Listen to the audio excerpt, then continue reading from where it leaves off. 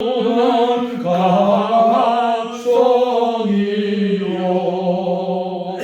방패와 병기 되시니 그날 안에서 우리를 구하여 내시리로다. 원수 마귀는 이때로 힘을써 모략과 권세로 무기를 삼으니 천하의 누가 당하랴. 내 힘만 거짓할 때는 패할 수밖에 없도다. 힘 있는 장수 나와서 날 대신하여 싸우네. 이 장수는 주 예수 그리스도 만군의 주로다. 당할 자 누구랴. 반드시 이기리로다. 이 땅에 많이 떨고 우리를 삼키려 하나. 겁내지 말고 서거라. 진리로 이기리로다. 진척과 재물과 명예와 생명은 다 빼앗긴데도 진리는 살아서 그 나라 영원하리라.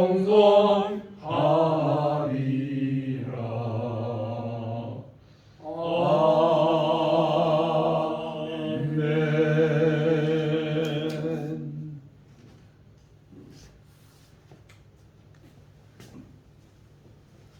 네, 다 같이 묵도드림으로써 주일 예배 시작하겠습니다.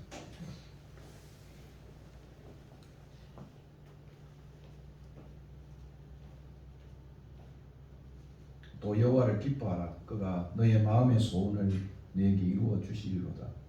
너의 길을 여호와께 맡기라. 그를 의지하면 그가 이루시고 내 의를 빛같이 나타내시며 너의 공의를 정오의 빛같이 하시리로다. 여호와 앞에 잠잠하고 참고 기다리라. 자기 길이 형통하며 악한 꾀를 이루는 자 때문에 불평하지 말지어다. 분을 거치고 노를 버리고 불평하지 말라. 오히려 악을 만들 뿐이라.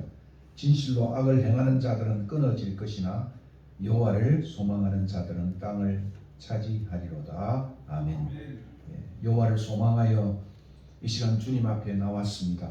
우리의 마음을 받으시고 또 우리의 남은 인생도 받아 주시옵소서. 두세 사람 모인 곳에 자기 이름으로 모인 곳에 주님 함께 하신 약속을 따라 저희 가운데 거하심을 감사합니다.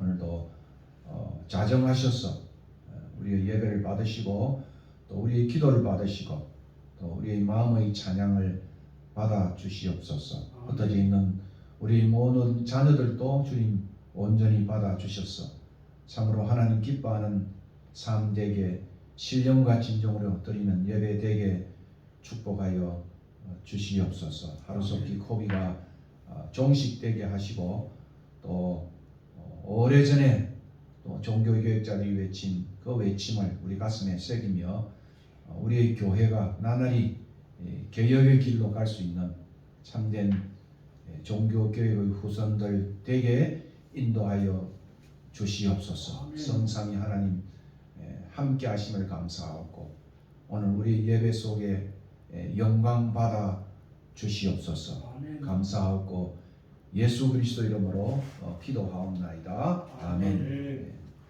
사도신경으로 고백하겠습니다. 전능하사 천지를 만드신 하나님 아버지를 내가 믿사오며 그 외아들 우리 주 예수 그리스도를 믿사오니 이는 성령으로 잉타사 동정녀 마리아에게 하시고 본디오 빌라도에게 고난을 받으사 십자가에 못 박혀 죽으시고 장사한 지 사흘 만에 죽은 자 가운데서 다시 살아나시며 하늘에 올사 전능하신 하나님 우편에 앉아 계시다가 저리로서 산자와 죽은 자를 심판하러 오시리라. 성령을 믿사오며 거룩한 공회와 성도가 서로 교통하는 것과 죄를 사하여 주시는 것과 몸이 다시 사는 것과 영원히 사는 것을 믿사옵나이다. 아멘. 찬송가 저희들이 35장 차게 부르겠습니다.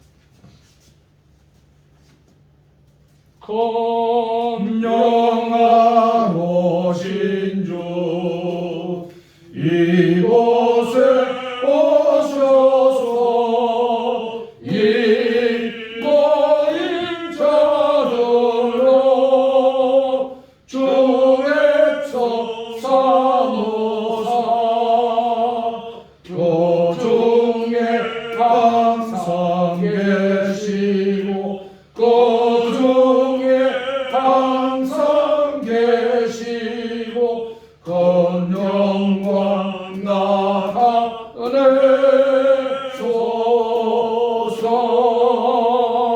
이 백성 기도와 또 예물 드리니 향내와 같으니 꽃과도 없소서.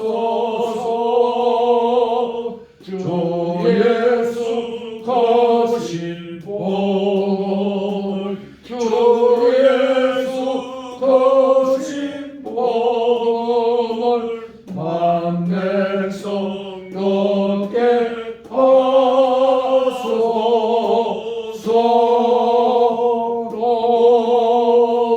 우리 자손들 다 주를 기리고 저 성년돌같이 기나게 하소서.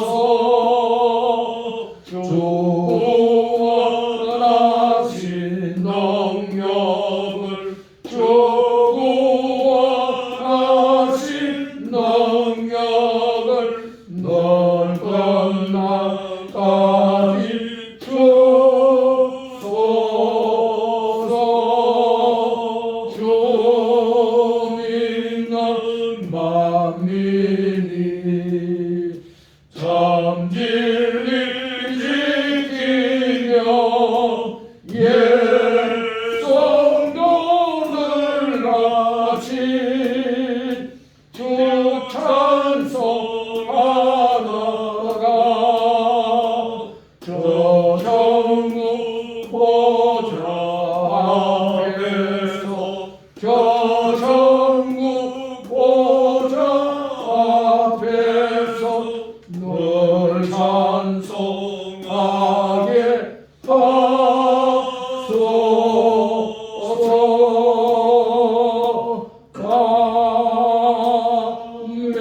아멘. 이 시간 이거 장로님 나오셔서 기도하시겠습니다.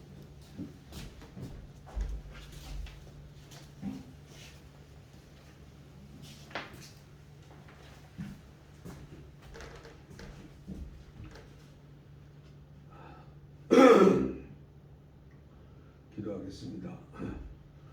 사랑이 많으신 살아계신 하나님 아버지, 우리를 얼마나 사랑하시는지 당신의 하나밖에 없는 아들 독생자도 아끼지 아니하시고 이 땅 위에 내려 보내셔서 그 어깨 위에 우리의 죄와 허물들을 다 짊어지워 십자가에 그렇게 처절하게 주님 죽게 하심으로 우리 주님은 거기서 고난 받으시고 죽으셨지만 우리는 우리 죄로부터 용서함을 받고 우리가 다시금 깨끗함을 받고 우리가 정결하게 되어 하나님의 자녀로 삼아주신 하나님 아버지께 감사와 찬양과 영광을 돌립니다.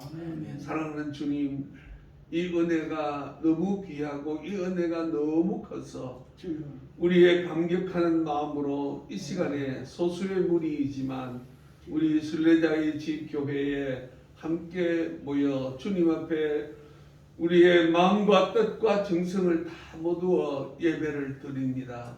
주여 이 예배를 받아 주시옵소서. 하나님 아버지, 오늘은 종교 개혁주의를 기념하며 저희들이 모였사오니 주여 이날을 기억하면서 우리 선조들이 어떻게 피를 흘리며 그렇게 싸워서 이 믿음을 쟁취한 것인 줄 우리로 알게 하여 주시고 주님 온 교회가 변형되어져서 주님이 외면하고 있는 이 시점에 우리 순례자의 집이 참된 개혁주의 교회, 참 개혁교회로서 우뚝 서갈 수 있도록 하나님 은혜를 내려 주시옵소서. 우리를 불쌍히 여겨 주시옵소서. 우리에게 자비를 베푸시옵소서. 우리를 긍휼히 여겨 주시옵소서. 우리에게 은혜를 베풀어 주시옵소서. 사랑하는 하나님 아버지, 이제 코로나도 정리가 되어져 가면 주님의 사람들이 이곳으로 모이게 하시되 교회에서 실망하고 넘어지고 어려움 당하는 모든 사람들이 이곳으로 모여서 여기 와서 참 복음을 듣고 참 진리의 말씀을 듣고 우리 주님 앞으로 나아가 새 생명을 얻으며 드는 다리가 일어나 힘을 얻는 주님의 귀한 예배의 처소가 되도록 주님 인도하여 주시옵소서. 하나님 아버지, 우리 한국 교회를 불쌍히 여겨 주시옵소서.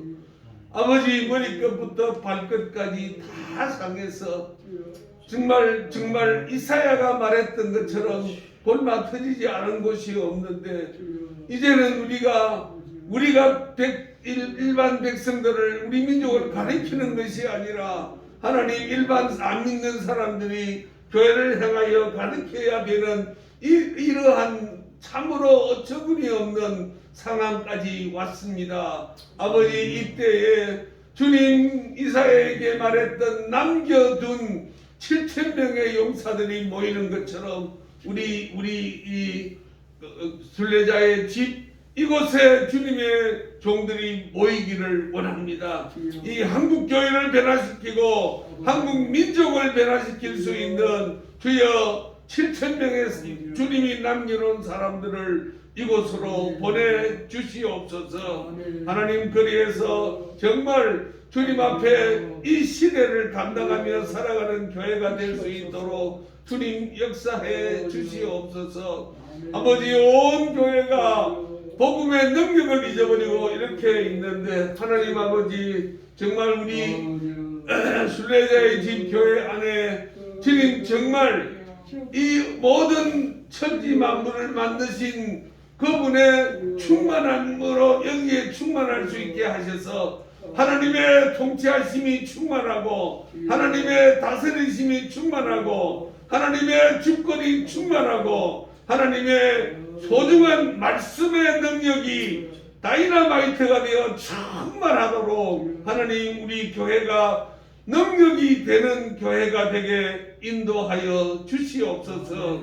오 하나님이 오늘도 흩어져 있는 우리 모든 선교사들 주님 붙들어 주시고 이 코로나 속에서 아버지 저들의 신변을 안전하게 보호해 주시며 자기와의 싸움에서 이기게 해 주시고 저들이 전가하는 그 말씀이 능력이 되어서 온 열방을 주 앞으로 돌려드리기에 부족함이 없도록 사랑하는 주님, 저들을 들어 사용하여 주시옵소서. 하나님 아버지, 저 북한 땅을 주님이 열어주시고 속히 아버지 정말 복음으로 통일된 그날이 올 수 있도록 주여 인도해 주시옵소서. 사랑하는 주님, 오늘도 목사님 세우셔서 우리에게 말씀을 증거하실 때에 성령의 능력이 함께 하셔서 우리에게 잘 박힌 모처럼 우리 마음속에 박히게 하시고 우리가 이거 능력을 받아서 나아가서 능력 있는 믿음의 삶을 살아갈 수 있도록 주께서 역사해 주시옵소서.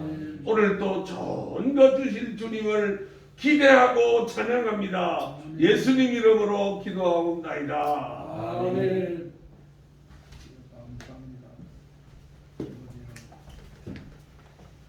하나님 말씀은 창세기 지난 주간 우리가 전체를 보았습니다만 7절부터 16절까지 말씀 보겠습니다.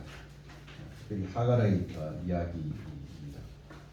교독하시겠습니다. 말씀 주보 뒷면에 기록되었기 때문에 살펴보시면 되겠습니다. 여호와의 사자가 광야의 샘물 곁 곧 술로 가는 길 샘 곁에서 그를 만나 이르되 사라가 광야에서 어디서 왔으며 어디를 가느냐. 그가 이르되 나는 네 여주인 사례를 여호와의 사자가 그에게 이르되 너의 여주인에게로 돌아가서 그 수하에 복종하라. 여호와의 사자가 그에게 이르시되 내가 내 씨를 크게 걱정하여 그 수가 세수롭게 하리라. 여호와의 사자가 또 그에게 이르되 너가 임신하였으면 너가 아들 낳으리니 그 이름을 이스마엘이라 하라. 이는 여호와께서 너의 고통을 들으셨음이니라. 그가 사람들 중에 들나귀 같이 때리니 그의 손이 모든 사람을 치고 모든 사람의 손을 그를 지키며 그가 모든 흉내로 대항하여 살리라 하니라. 하갈이 자에게 이르신 여호와의 이름을 나를 살피시는 하나님이라 하였으니 이는 내가 어떻게 여기서 나를 살피시는 하나님을 배웠는고 함이라. 같이 읽겠습니다. 이러므로 그 샘을 브엘라헬 로이라 불렀으며 그것은 가데스와 베레 사이에 있더라. 하갈이 아브라함의 아들을 낳음에 아브라함이 하갈을 낳은 그 아들을 이름하여 이스마엘이라 하였더라. 하갈이 아브라함에게 이스마엘을 낳았을 때 아브라함이 86세였더라. 종교 개혁 기념 주일입니다. 오늘 본문을 참고해 보면 참 깊은 중세의 기간이 끝날 것 같지 않았던 그들은 개혁의 꿈을 꾸고 있었지만 중세의 밤은 깊었습니다. 여러분 잘 아는 대로 루터는 그 깊은 중세의 그 개혁의 기다림 속에 아마 많이 지쳤던 것 같아요. 그래서 실망하고 있을 때 우리가 잘 아는 대로 그의 아내가 상복을 입고 나타나서 그 앞에 나타나니 루트가 놀래가지고 누가 죽었느냐 그러니까 당신의 하나님이 죽었는가 봅니다. 그렇게 했다는 이야기를 알고 있습니다. 그래서 루트는 다시 힘을 얻었다. 참 그 기다림의 시험이라는 것은 중세의 긴 시간을 기다린다는 것은 개혁자의 삶에 쉬운 일이 아닌 것 같습니다. 우리가 처한 한국 교회도 초기에서 70년, 80년까지 정말 힘들게 달려왔고 건대화를 함께 겪어 왔습니다. 그러나 이제 번영의 길로 후기 건대화를 거치면서 쇠락의 길로 걷고 있는 이런 지점에 정말 How long? 언제까지니까 시인의 노래처럼 이런 이제 탄식이 우리 입에 나오기도 합니다. 오늘 이 16장 또 17장 이어지는 본문을 보면 지난 시간에 기다림의 시험이다라고 하는 제목으로 살펴보았습니다.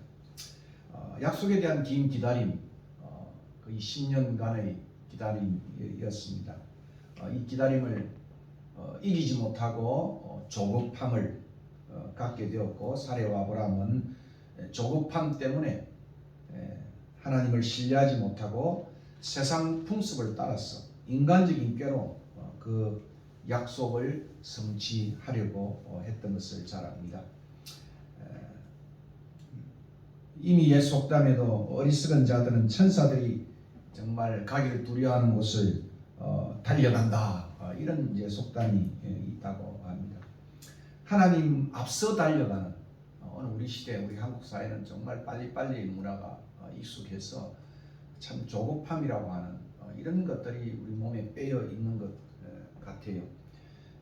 참 아브라함의 생애를 읽어보면 이 기다림, 지체함, 이것이 긴 지금 16장에 나타나고 17장에 13년의 세월이 훌떡 지나가 버리고 22장까지 또 다시 한 번 더 사레에게 나타나서 하나님이 말씀하지만 사레는 비웃는 그런 모습으로 또 20장, 21장이 또 펼쳐지기도 합니다.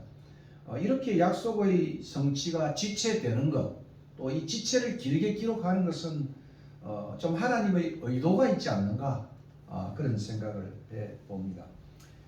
결국 아브라함은 하나님께서 약속하신 그의 삶은 축복의 통로가 되는 삶이었습니다. 민족을 이루고 그 땅에서 민족을 이루고, 땅과 시겠죠. 민족을 이루어서 그 민족이, 그 나라가 축복의 통로가 되겠다 하는 약속입니다. 오늘날로 말하면 공동체가 이 땅에서 축복의 통로로 되어가는 과정을 의미하기도 하는 것입니다. 그렇게 될 때까지 아브라함은 축복의 사람, 또 믿음의 조상이 되기까지는 두 가지가 준비됩니다. 하나는 기도의 사람이 되어야 하는, 기도의 사람이 되어야 하는, 이건 저에 대한 메시지이기도 하고 또 개척한 교회에 대한 메시지이기도 한 것입니다. 그리고 성품의 종량이 찰 때까지, 하나님의 사람이 될 때까지 그가 기다려야 하는 이 두 가지를 교훈해 주는 그런 교훈이라고 생각할 수가 있습니다. 이렇게 기다림에 지쳐서 조급함으로 세상 풍습을 따라 인간적인 꾀로 이루려고 했던 거기에는 그 결과는 환난과 시련이었습니다. 그것은 가정사의 큰 갈등으로 나타났고, 이러한 가정사의 갈등은 오늘 본문에 보니까 민족사의 갈등으로 이스마엘과 또 이삭, 아브라함의 자손 사이의 갈등으로 12절에 이어지고 있는 것을 봅니다. 어떤 분은 인간관계의 파탄을 초래했다, 이 조급함이. 특별히 사례는 보면 그 조급함의 그러한 모습을 잘 보여주고 있어요.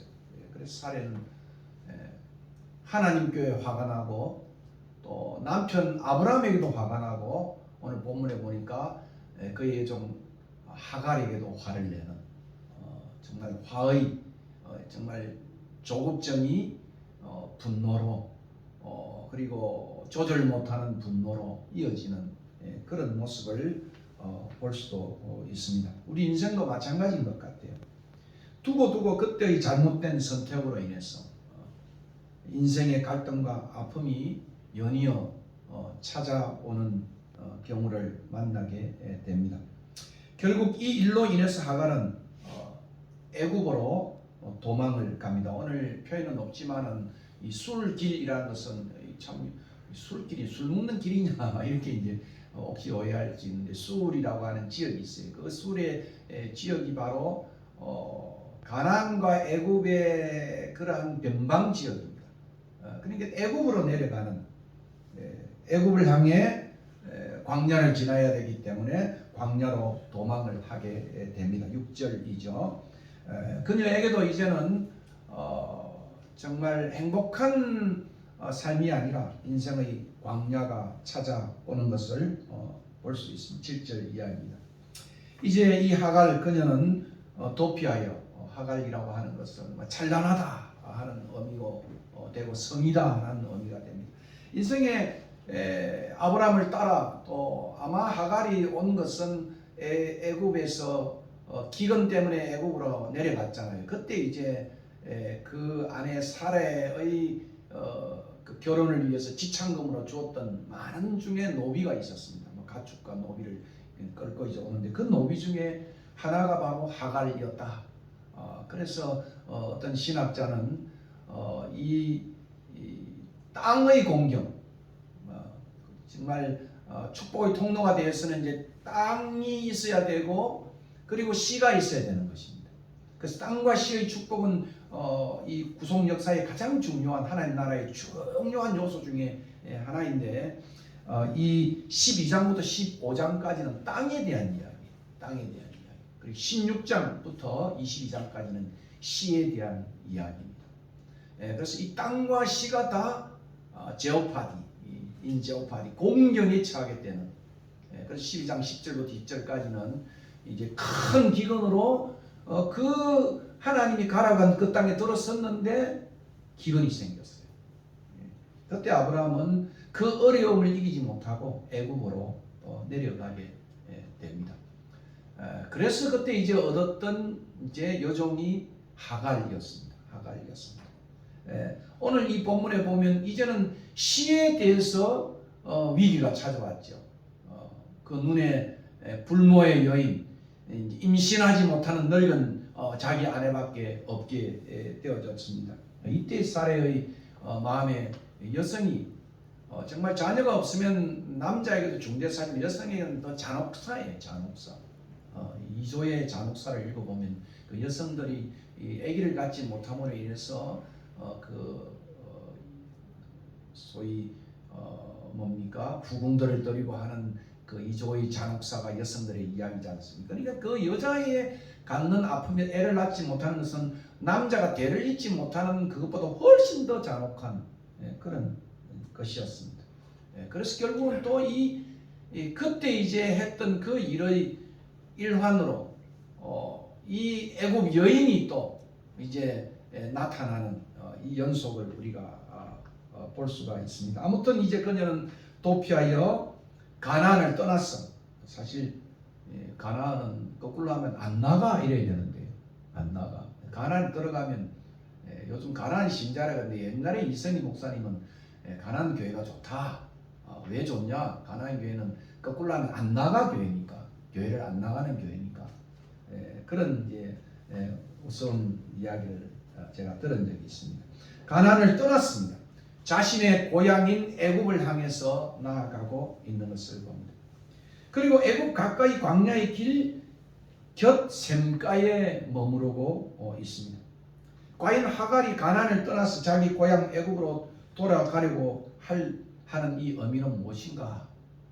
이걸 제가 첫 번째로 생각해 보고 싶은 것입니다. 창세기에 나오는 애굽의 이야기는 참 많이 있어요. 그 중에 12장에 나왔던 이야기는 창세기는 애굽은 번영의 장소입니다. 빵광줄이죠. 나일강이니까 풍부를 상징하는 그런 곳입니다. 오늘 말하는 세상에 물 좋은 곳이다 이렇게 말할 수 있습니다. 하나님을 따르는 길에 어려움이 생길 때마다 돌아가고 싶은 유혹의 장소가 바로 창세기에서는 애굽이라고 말할 수 있습니다. 구약학자 두기드란 학자는 우리가 어려움을 당할 때 마치 자석처럼 우리를 끌어당기는 그런 장소가 있는데 그것이 바로 세상 애굽이다. 세상 애굽이다. 왜 이렇게 내가 예수를 괜히 믿었나 보다. 왜 이렇게 예수 믿었는데 어려움이 많을까? 그럴 때는 정말 저렇게 예수 안 믿어도 잘 나가는, 예수 안 믿어도 저렇게 해가는 쾌락을 살고 하는 그런 것을 그리워하는 것처럼 늘 어려움을 만날 때마다 세상에 대한 동경, 애굽에 대한 동경이 창세기에도 나타나고 그리고 광야의 세대에도 나타나는 것을 봅니다. 12장의 앞에 사건에서도 아브라함이 그러했고 광야길을 걸었던 이스라엘 백성들도 또한 그러했습니다. 우리를 죽이려 하느냐? 네.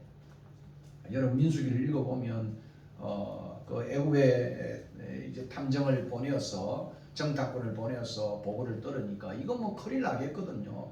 그래서 14장 여기 3절에 읽어보면 애굽으로 돌아가는 것이 낫지 아니하냐? 오늘 지금 가나안 들어가서 거기서 정착하는 일이 보통 일이 아니구나. 보통 힘든 일이 아니구나. 그렇게 생각을 하고 애국으로 돌아가자. 그렇게 말하는 것을 봅니다. 그리고 23장에도 마찬가지예요. 마실 물이 없고 음식이 이제 떨어지는 어려움을 당하니까 너희가 어찌하여 우리를 애국 땅에서 나오게 하며 이 나쁜 곳으로 인도하였는가. 그러니까 항상 아브라함만이 아니고 특별히 창세기는 그 광야 세대를 위해서 기록된 말씀이에요. 그들에게 다시 한번 이것을 강조하고 있는 것을 볼 수 있는 것입니다. 그렇다면 노비로서 참 승승장구했죠.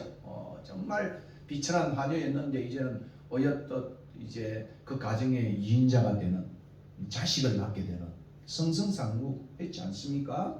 예? 여인의 그러한 가정사를 읽어보게 되면 그런데 이 승승장구하다가 자신의 삶에 어려움이 생길 때 하갈이 택한 길은 애국으로 가는 길이었어요. 유사한 점을 우리가 발견할 수 있는 것이죠. 하갈이 택한 이 선택은 우리에게도 동일한 영적 교훈을 던져주는 것입니다. 과연 애국은 세상은 우리에게 진정한 자유와 번영과 행복을 약속하는 것일까? 애국은 참다운 자유와 번영과 행복 추구의 허상임이 분명합니다. 그래서 창세기 13장 12장에도 읽어보면 애국 같고 에덴 동산 같았더라. 참 애국에 대한 동경을 마치 낙원 같은 것으로 함께 비유하고 있는 것을 우리가 읽어보았습니다. 하갈이 복의 통로인 아브라함을 버리고 애굽으로 도망친 것은 올바른 선택이 아니었습니다. 또한 아브라함과 사레가 하갈을 애굽으로 도망치도록 버려둔 그 행동도 올바른 행동이 아니었습니다. 이방 백성을 하나님께로 이끌어 하나님의 복 아래 머물도록 해야 할 복의 통로인 아브라함과 사레가 그녀를 하나님으로부터 내쫓는 일은 분명히 잘못된 행동이었습니다. 결국 세상적인 잘못된 선택은 잘못된 결과를 낳는 법인 것입니다. 그러므로 우리는 아브라함과 사레와 같은 잘못을 범하지 않도록 항상 조심해야 하는 것입니다. 오늘 우리 한국 교회는 또 순례자의 집 교회는 복의 통로가 되어야 할 이 사명을 수행하기 위해서도 이 점을 잘 위해서 오늘 우리와 다른 사람이 여기에 왔을 때 그들을 내쫓지 않도록 그들이 도망치지 않도록 해야 하는 그런 사명을 갖고 있다. 이렇게 적용해 볼 수가 있습니다. 그런데 놀랍게도 하갈의 인생 이야기는 여기가 끝이 아니었습니다. 하나님은 오늘 보면 하나님이 사자로 표현되어 있죠. 애굽을 향한 광야의 길곁 샘가에서 하갈에게 나타나셔서 그녀를 만나 주셨습니다. 아브라함과 사레는 하갈을 돌보지 않고 외면했지만 그러나 하나님은 달랐습니다. 그 광야길에서 그녀를 찾아오시고 만나 주셨습니다. 하나님은 언제나 약하고 방황하는 인생들을 찾아오시고 돌보시는 분이 하나님이라는 사실을 우리는 이 본문을 통해서 교훈받게 되는 것입니다. 하나님의 눈은 이런 자들을, 이 공공에 처한 약한 자들을 찾으시고, 오늘 여기 본문에 굉장히 중요한 단어가 하나 있는데 그게 라아예요. 라아. 그게 그 셈의 이름 속에 들어있는 단어입니다. 찾으신다. 하나님이 살피신다. 인간은 사람은 버리지만 하나님은 결코 어떤 사람도 자기 품 안에 들어있는 사람을 버리지 아니하고 끝까지 돌보시는 모습을 봅니다. 그리고 하나님의 길은 이런 자들의 탄식을 들으시는 것입니다. 그게 바로 샤마예요. 샤마. 이스마엘 할 때 이스마엘의 이름 속에 샤마라고 하는 하나님이 들으신다. 하나님이 청종하신다. 그리고 하나님이 보신다. 형편을 보신다. 결국 11절 14절에 우리가 다시 보겠습니다마는 이 하나님이 바로 하갈이 경험한 하나님이었습니다. 그래서 이스마엘의 하나님이고 부엘 라헤로이의 하나님이다. 라아라고 하는 이 보신다 하는 살피신다고 하는 하나님을 보게 됩니다. 하나님은 고향 애굽을 떠난 노비로 가나안으로 왔고 다시 가나안을 떠나서 고향 애굽으로 가는 그녀에게 이렇게 나타나셔서 물으셨습니다. 너가 어디서 왔으며 어디로 가는가? 어디로 가는가? 참 인생에 정말 돌고 도는 물레방아 같은 파란만장한 인생길을 살아왔던 그녀에게 던진 이 질문은 오늘도 고향을 떠났어. 돌고 도는 광야의 방황의 길, 나그네 길을 걷는 우리 모두가 생각할 질문이기도 합니다. 어디서 와서 어디로 가는가? 내가 어디서 와서 어디로 가는가? 방황하는 인생에게, 유랑하는 인생에게, 나그네 된 인생에게 묻는 질문인 것입니다. 과연 인생의 광야의 길은 유랑 혹은 방황인가? 완들인가? 아니면 방향을 찾는 길인가? 아마 김 집사님도 떠난 지 꽤 오래 되시죠? 몇 년 되셨어요? 김덕배 집사님? 고향 떠난 지가 몇 년 되셨어요? 20년 세월. 저도 우리 형님 두 분도 고향 떠난 세월이 참 오래. 부산에 떠났잖아요. 미국에 갔다가 다시 남아공에 있다가 다시 한국으로 돌아왔어요. 그것도 부산 땅이 아니고 이 양지 용인에 머물게 되었습니다. 생거 진천이고 사후 용인이라는데 아마 사후 용인으로 제가 이 좋은 땅에 왔다 그런 생각을 해 보는 것입니다. 어쩌면 광야의 길은 방황을 통해서 방향을 찾는 길이 아닌가 그런 생각을 해봅니다.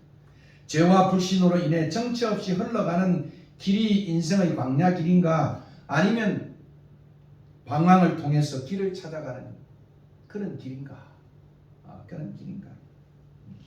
어느 분이 자신의 노래에 인생은 나그네 길이다. 어디서 왔다가 어디로 가는가? 오늘 이 사자가 물었던 것처럼 어디서 와서 어디로 가는가? 구름이 흘러가듯이 떠돌다 가는 길에 미련 두지 말고 살자. 정처 없이 인생은 흘러서 간다. 그렇게 노래할 때 많은 사람들이 공감을 하기도 합니다. 그러나 성경은 우리에게 찾아온 인생의 광야길은 정처 없이 가는 길이 아니라 어떤 목적을 가지고 있는, 제가 이 이민교회에서 섬기다 보면 거기 있는 사람들이 이민사회에서 예수를 믿지 않는 사람들이 그곳에 와서 마침내 하나님을 발견하고 신앙생활을 하는 이민자의 삶을 많이 보았습니다. 교회가 이제 하나의 어디 갈 수 없는 사회적인 하나의 그런 장소지요. 여기서 다 모이니까 거기서 그들이 정말 뼈 빠지게 한국식 그만한 고생하면 돈 다 벌었을 거예요.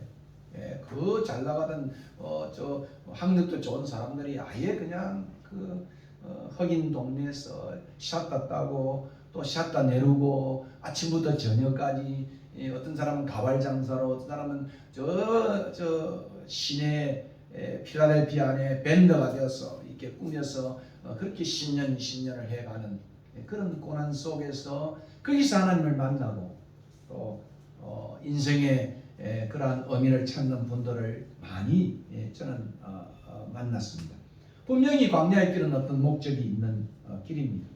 광야의 길은 성경에서 하나님을 만나는 길이며 하나님의 뜻을 찾는 길이고 그 뜻을 배우는 길이 광야의 길인 것입니다. 그래서 하나님은 출애굽을 시키면서 바로 가나안으로 인도하지 아니하고 광야의 길을 또박또박 걷게 하셨습니다. 내 백성을 가게 하라.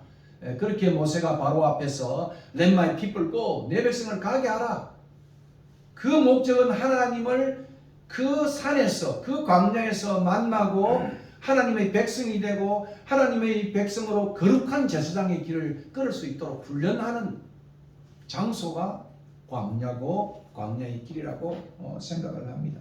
첫 번째는 저는 애굽이 뭐냐라고 하는 것을 우리가 살폈다면 오늘 설교는 두 번째는 광야가 무엇이냐는 것을 다시 한번 하갈의 이 인생사의 광야의 이야기 속에서 교훈받고자 하는 것입니다. 하나님 이스라엘을 광야로 인도할 때 아니 내쫓을 때 그렇게 표현할 수 있겠죠. 자기가 자발적으로 피했지만 내쫓김을 당한 거죠. 하나님을 만나 하나님의 백성으로 그분을 경배하기 위해 그들을 광야로 보내셨습니다. 그들은 그 광야에서 하나님을 만나 예배하지만은 혹독한 배움의 과정을 거칩니다. 여러분 민수기에 보면 2주면 왔다 갔다 할 가데스바네에서 그 길을 40년에 40년의 광야의 길을 그들은 걷습니다. 민수기라고 하는 이름은 넘버즈라고 하는 그런 것으로 영어에 번역이 됩니다. 이때 이제 이 민수기 이름이 두 가지예요. 하나는 이 70인경을 따라서 넘버즈 인구 조사가 두 번 나오는데 새롭게 이제 하나님의 백성으로 재정비되어져 가는 인구 조사가 중심이 되어서 72인경에는 민수기를 넘버즈라고 표현을 했어요. 그러나 마소라 본문에서는 이 민수기의 이름이 다릅니다. 이 이름은 방황, 유랑, 원더링이라고 하는. 이게 광야 유랑을 진치고 다시 이제 소위 말하면 나사라고 하는 말이 뭔지 압니까? 히브리어로 나사. 여러분 나사 아시잖아요. 그죠? 미국에 나사 있잖아요. 나사란 말은 이 지구를 떠난다. 그러니까 텐트를 이제 쳐서 떠나고 머물고 그때 이게 나사라는 말을 미국 사람들이 그 기지를 그렇게 말했습니다. 떠난다. 이제 이 지구를 떠난다. 그리고 새로운 우주로 간다. 그죠? 이 원더링, 유랑, 이제 길을 떠나는 그런 의미로 표현하기도 했습니다.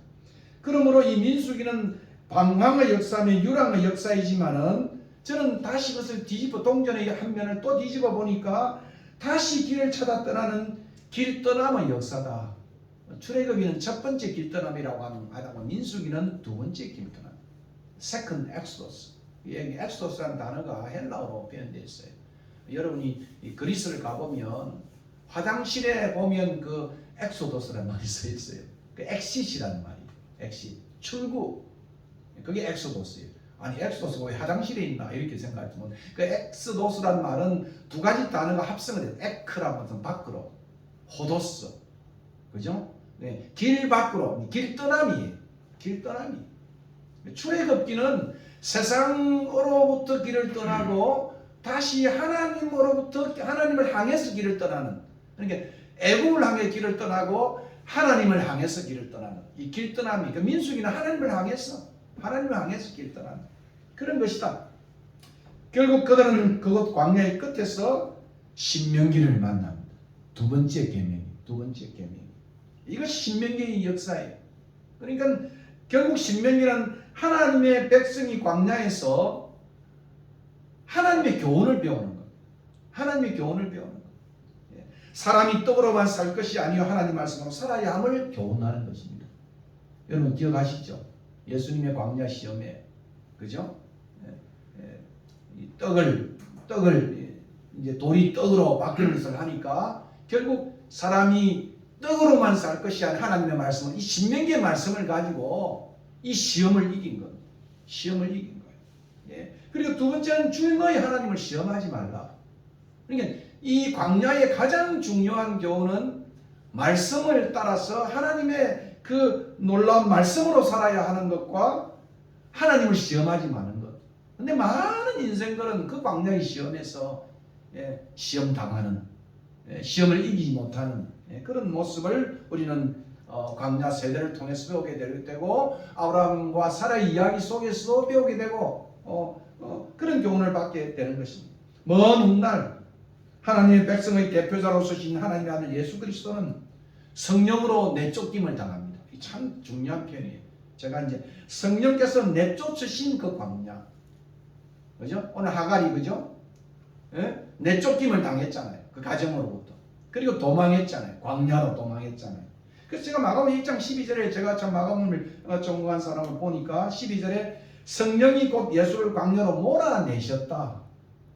성령이 이끌려갔다. 이렇게 이제 다른 복음서는 이야기를 마가는 굉장히 강하게 성령이 주어가 되었습니다. 예수를 광야로 몰아내었다라고 하는 이 몰아냈다는 단어가 헬라어로 에크발로래요. 에크발로.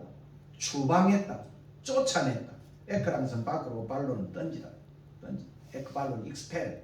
추방했다. 예? 내쫓았다. 광야로 내쫓았다. 마치 내쫓김을 당한 그러한 하갈의 모습처럼 말입니다. 근데 그 광야에서 신명기의 말씀으로 시험을 이기는 것입니다.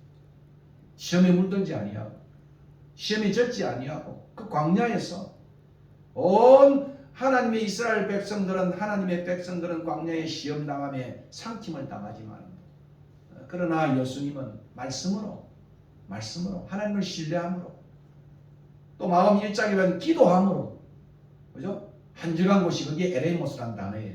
광야에 예수님께서 아침 일찍 일어나 새벽 미명에 일어나 광야에서 기도함으로 뭐 했습니까? 사명의 길로 나아갔다. 사명의 길로 나아갔다. 예? 예수는 광야에 그 백성, 그 시험에 빠진 백성과는 달리 광야 시험에서 방황 없이 자신이 가야 할 길을 분명히 가고 있습니다. 그래서 1장 38절에도 읽어보면 내가 이를 위하여 왔다. 광야에서 그 사명에 하나님 앞에 끝까지 기다리면서 그 뜻을 높이면서 그 사명에 충실한 예수님의 모습을 보게 되는 것입니다.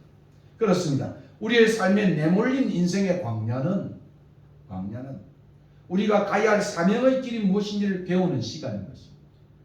이거 내가 어쩌다가 지금 이 전 땅에 사냐, 내가 어쩌다가 지금 이 용민에 끌려왔냐, 흘러왔냐, 정치 없이 왔냐, 그게 아니죠. 우리가 가야 할 사명의 길이 무엇인지를 내 인생 속에 20년의 인생 속에 또 30년의 인생 속에 배우는 길이다 이 말이에요. 이 점은 하갈에게나 아브라함과 사라에게나 모두 다 똑같은 교훈인 것입니다.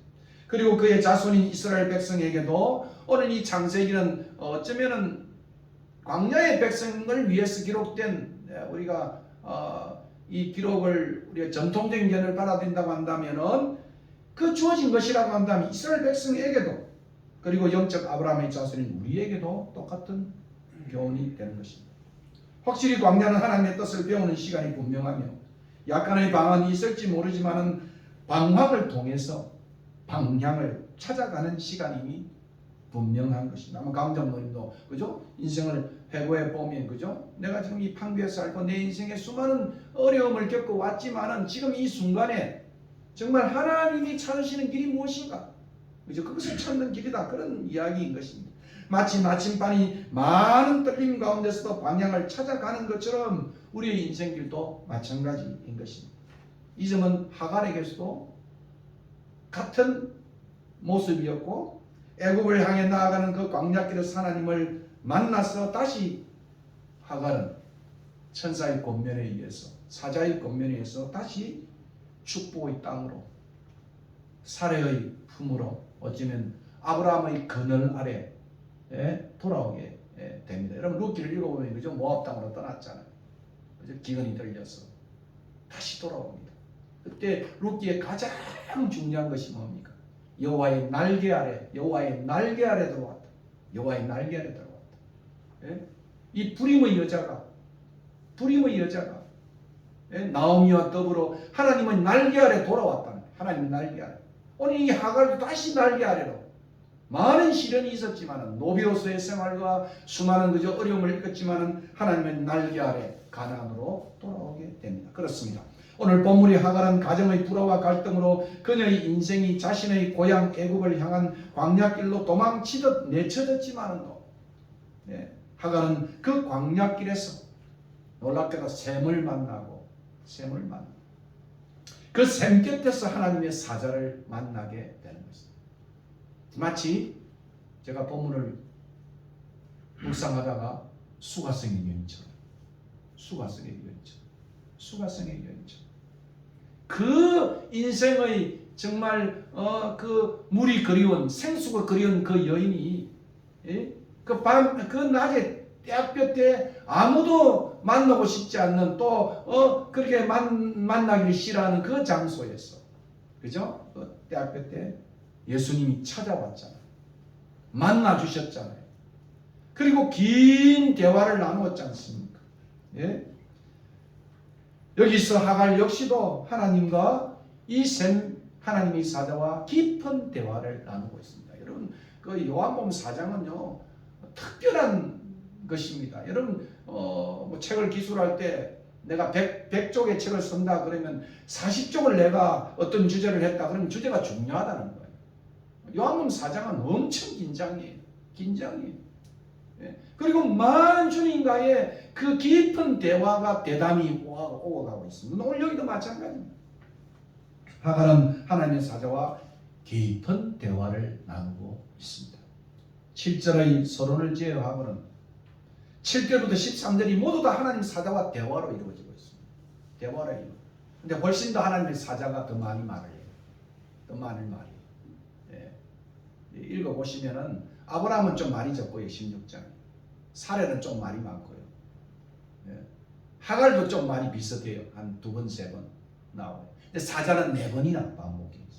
그러니까 이 고난의 현장에서 하나님이 많이 말씀해 주시는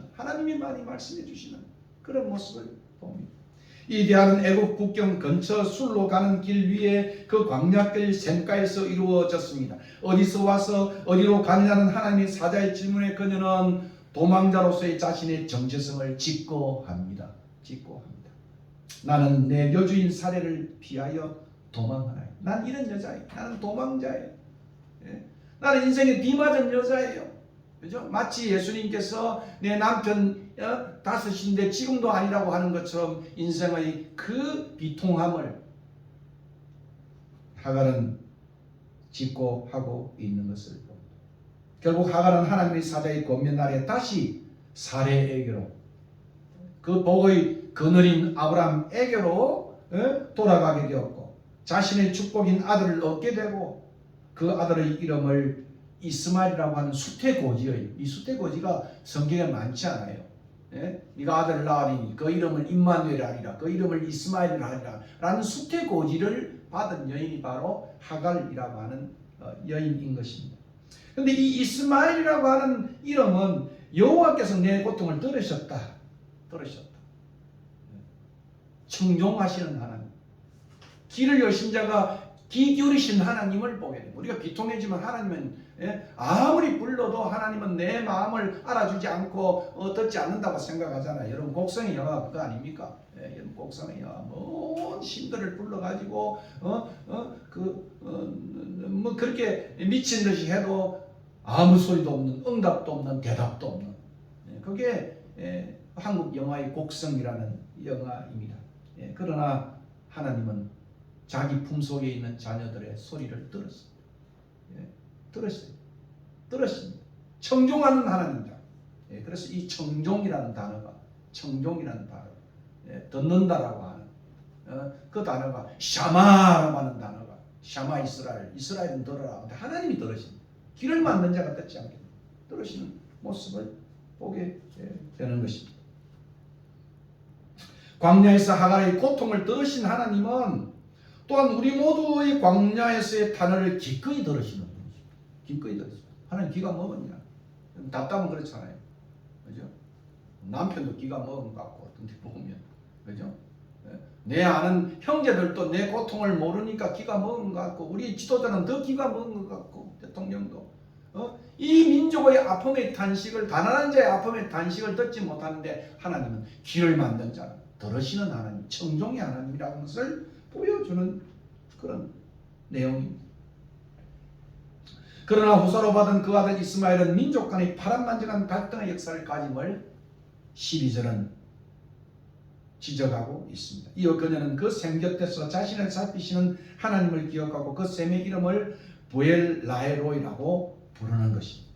우리는 여기서 하나님 주신 이스마엘이라는 이름과 하갈이 부르는 부엘라헤로이라는 이름을 통해 고통을 청종하시고 들으시는 하나님과 형편을 살펴보시는 하나님을 만나게 되는 것입니다. 이런 구약 성경에서 이 내러티브 속에서 여호와의 이름을 말할 때 저자는 여호와의 하나님의 그 의도를 잘 설명하는 그렇습니다.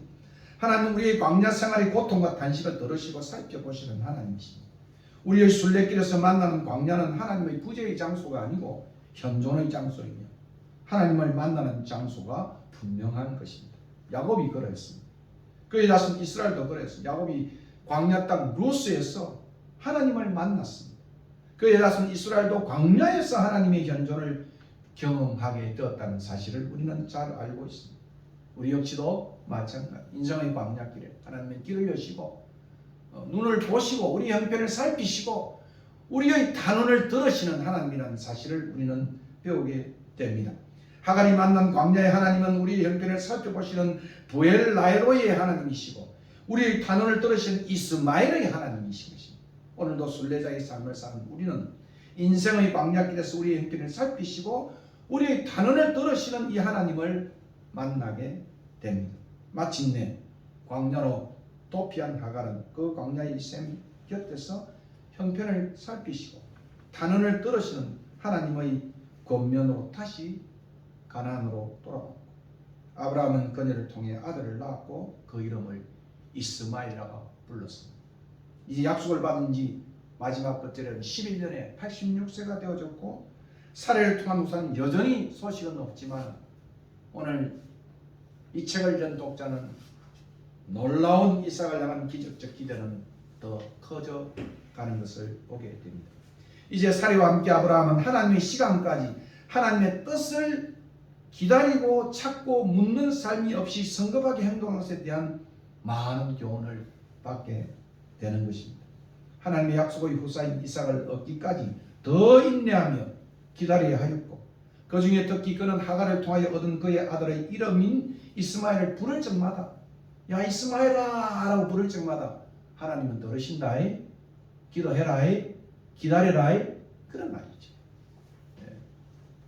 그리고 사례 역시도 이스마엘아 라고 부르는 것을 들을 때마다가 아니고 들을 때마다 겸손하게 하나님의 뜻을 청종하고 순종해야 하는 그 교훈을 이 하갈의 사건을 통해서 가르치고 있는 것입니다. 그렇습니다. 오늘 본문은 우리가 순례길에서 하나님의 뜻을 따라 하나님의 시간까지 기도하며 기다릴 때 하나님은 우리의 형편을 살피시고 우리의 기도를 들으시는 하나님임을 배우게 되는 것입니다. 이것이 아브라함과 사례에 주는 교훈이에요. 아브라함의 이 약전 속에 주는 교훈인 것입니다. 신뢰의 부족과 기다림의 부족은 결국 아브라함과 사례는 이 하갈의 사건을 통해서 결국 공경의 상황을 하나님이 보시고 그 공경에서 부르짖을 때 들으신다는 그 사실을 우리가 배우게 된다는 말씀입니다. 순례자의 교회도 마찬가지예요. 하나님이 우리에게 꿈을 주시고 도구의 통로로 살게 하시면 하나님의 뜻을 따라 하나님의 시간까지 기다려야 합니다. 그리고 하나님의 뜻을 먼저 배워야 하는, 하나님의 사람으로 성품이 만들어져야 하는 그 시간, 그 시간까지 오늘 이 본문은 우리를 기다리게 하는 그런 것입니다. 조급하게 되어졌어. 그냥 그만둘까? 그런 생각보다는 하나님의 뜻이 무엇인지, 그것을 가르쳐주는 교훈이 바로 오늘 이 교훈인 것입니다. 이 말씀을 생각하고 우리가 함께 찬양 드리겠습니다. 365장 지난주에 불렀던 찬송을 다시 한번 16장에 불렀던 찬송을 부르겠습니다.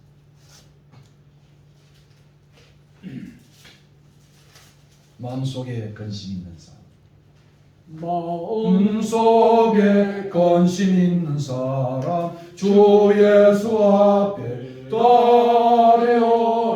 슬픈 마음 있을 때에라도 주 예수께 아뢰라. 주 예수 앞에 따르오라. 주리의 질문이 무엇이나 근심하지 말고 주 예수께 아뢰라. 눈물 나며 깊은 한숨 쉴 때 주 예수 앞에 따르오라. 엄밀한 죄 내게 있어라도 주 예수께 아뢰라. 주 예수 앞에 따르오라. 주리의 질문이 무엇이나 근심하지 말고 주 예수께 아뢰라. 괴로움과 두려움이 있을 때 주 예수 앞에 따르오라. 내일 일을 염려하지 말고 주 예수께 아뢰라. 아뢰라. 주 예수 앞에 따르라. 주의 징훈이 무엇이나 근심하지 말고 주 예수께 아뢰라. 죽음 앞에 겁을 내는 자여 주 예수 앞에 따르라. 하늘나라 바라보는 자여 주 예수께 아뢰라. 주 예수 앞에 따르라. 주의 친구인 무엇이나 근심하지 말고 주 예수께 아뢰라. 아멘. 아멘. 50장 우리가 찬송하면서 준비한 헌금 올리겠습니다.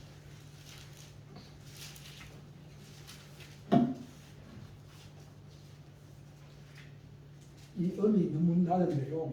저는 한 3도 정도 올려서 부르는 게 좋습니다. 내게 있는 모든 것을 아낌없이 드리되 사랑하고 의지하여 주만 따라 살리라. 주께 드리네. 주께 드리네. 사랑하는 구주 앞에 모두 드리네.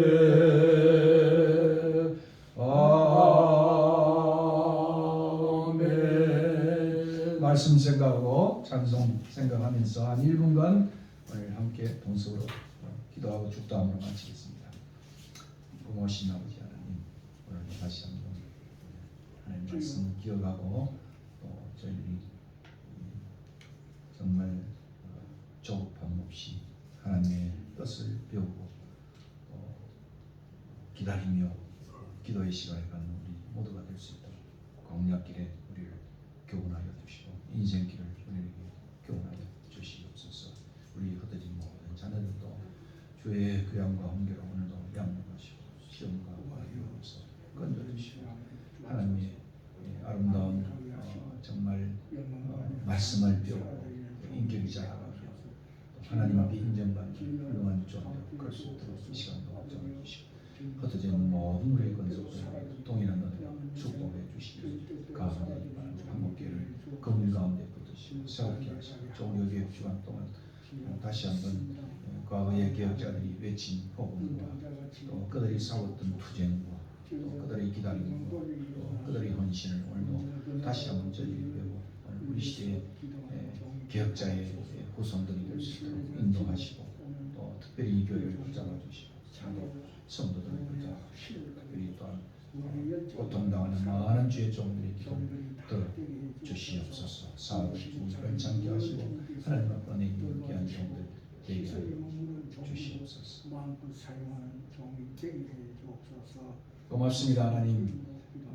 저희들이 다시 한번 말씀 기억하고 하갈에게 나타나셔서 하나님은 형편을 살피시고 기도를 우리의 비탄을 들으시는 하나님인 줄 알고 다시 한번 하나님을 신뢰하며 기다리며 또 배워가는 우리 모두가 될 수 있도록 도와주시고 흩어진 모든 우리의 자녀들 위에도 같이 하여 주시옵소서. 특별히 신덕신 목사님 또 팔이 아직도 붙지 아니하고 고통 속에 있습니다. 하나님께서 완쾌하는 은혜를 더하여 주시고 또 사업하는 모든 종들에게 같이 하시고 우리 김덕배 지사님의 사업 속에도 같이 하시고 인생길을 인도하시고 우리 모두를 평탄한 길로 인도하여 주시옵소서. 우리 교회를 불쌍히 여기셔서 이곳에 또 장로님이 기도하신 것처럼 많은 사람이 세움을 입고 또 치유를 받고 회복되는 놀라운 순례자의 집이 될 수 있도록 하나님께서 역사하시고 또 저희들이 더 많은 기도를 주님 앞에 올려드리는 조음들 되게 하여 주시옵소서. 아멘. 이젠 우리 주 예수 그리스도의 은혜와 그 아들을 아낌없이 보내신 하나님의 크신 사랑, 성령의 교통하심, 오늘 말씀을 다시 한번 기억하고 우리의 인생길에 하나님은 귀를 기울이시고 또 하나님은 우리의 편을 살펴보시는 하나님을 다시 한번 믿고 순례길을 힘있게 살기로 다짐하는 주의 백성들 머리 위에 오대양 육대주의가 있는 주의 종들 위에 오늘도 우리의 권속들 위에 우리의 자녀들 위에 이제부터 영원토록 함께 있을지어다. 아멘. 주여. 감사합니다. 좀 날씨가 추워져가지고 화장실이 겨울 되면 좀 많이 얼어요. 그래서 옆에 이제